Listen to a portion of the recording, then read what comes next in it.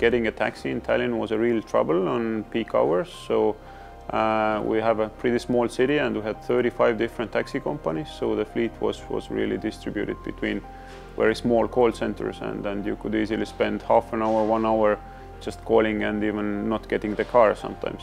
Ride sharing or hailing a ride through an app is a novel concept, right? It was not possible before smartphones were everywhere and they were fast, and we have the infrastructure on the back end. The service that is provided via the Uber platform didn't really fit into existing legal framework. And then it's a question of how do you make it fit? The taxi regulation was created years back when technology was not there, and we should look at it from the consumer side, so that what actually consumer would need and why the regulations should be that difficult.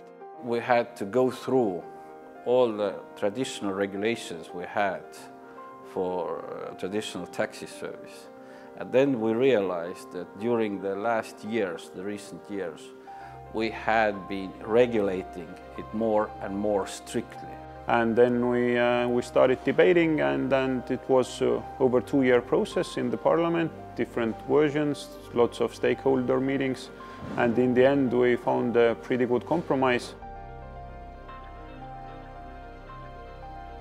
Estonia's solution was to look at the taxi regulation holistically and on one hand liberalize the existing taxi requirements, get rid of those antiquated elements of that are not required, and then make it such that ride sharing could also be part of the taxi regulation.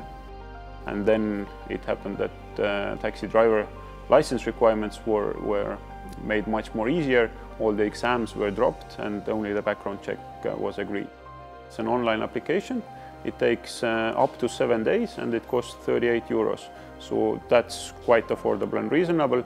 And the only checks they do is the criminal background check, so you're a decent person, and the driving license check, so that you don't have any serious traffic violations and drunk driving.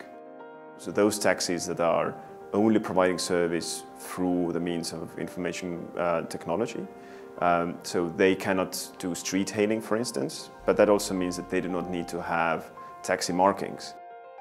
The basic idea, I think, is the right one, whether we talk about the ride sharing or whether it's the traditional taxi service. The core business is the same, which means that we cannot treat the different service providers differently in this sense. Otherwise, we create, by the public sector, by the government, we create a situation of unfair competition.